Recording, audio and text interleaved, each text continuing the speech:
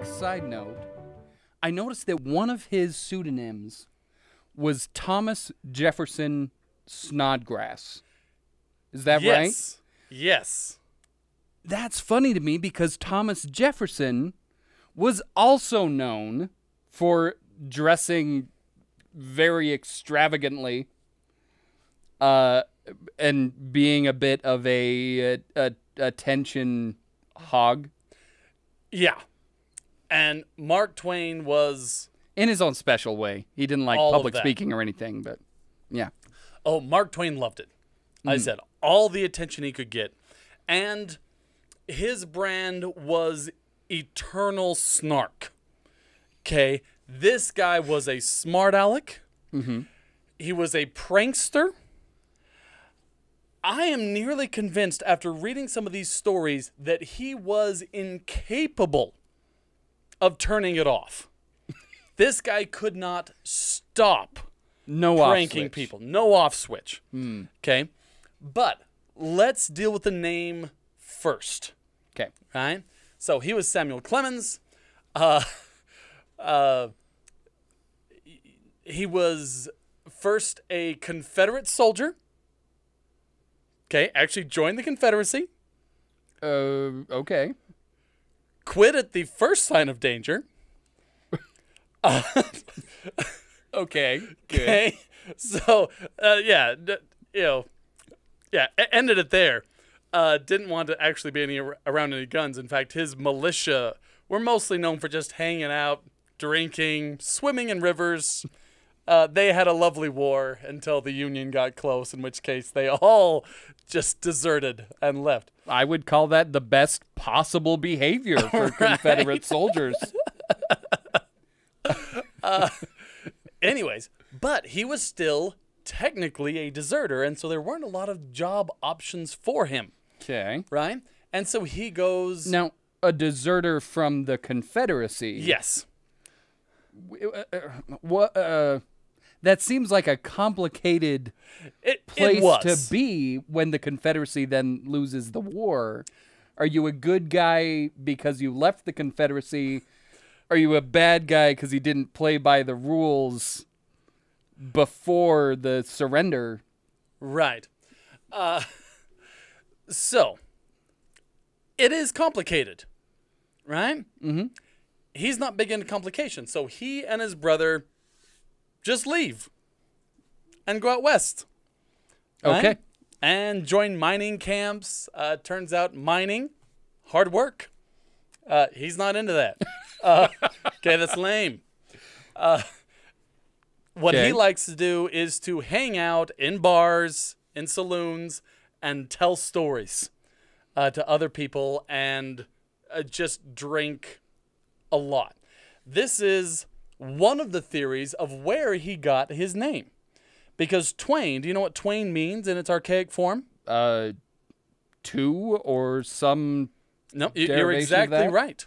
Twain means two, right? When you read like off an old text, say rent in Twain. It was rent in two, right? And so at these bars, they would have tallies for drinks, right? You'd go in, you'd start your tab, and the bartender would mark when you got a drink. And supposedly, he would come in and say, Mark Twain, saying, give me 2 drinks. Okay? He would start out running. So that is one theory of where he got the name Mark Twain, was him just saying, 2 whiskeys, let's get this going. What a nerd. He, however, disputes that. Oh, yeah? Okay. And the most common one you hear is that it was from his days on the riverboats. He was a riverboat captain or pilot, not captain, pilot.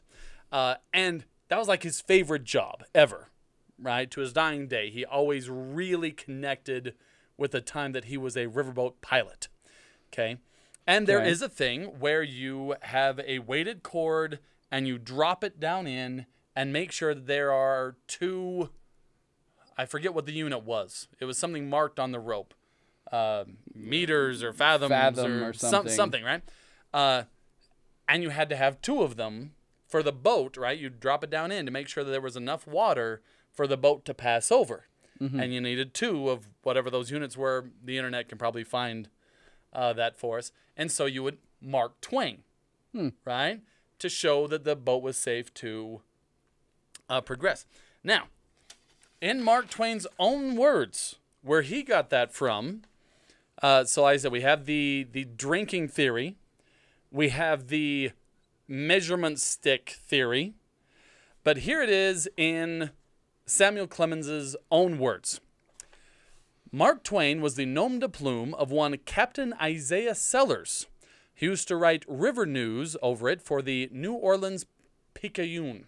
He died in 1863, and as he could no longer need that signature, I laid violent hands upon it without asking permission of the proprietor's remains. That is the history of the nom de plume I bear. So he just stole it. He stole it from some other guy. Yeah. Oh, man. So, by his own admission, his nom de plume was one that he just stole. All right, excellent. The internet found it for us. Thank you, Kate Forsyth. 2 fathoms or 12 feet is how much space they needed, or how much depth in the water they needed. So they had this string that they dropped down, and that would be Mark Twain, which is probably where Isaiah Sellers got it from.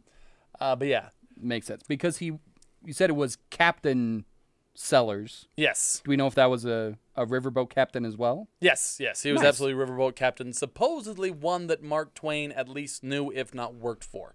Okay. Now these are the ones with like the big water wheels on the side. Yes, the big old steamboats. Yeah. You know, I've been on one of those. How was it? On the Missouri River. It was incredibly cool.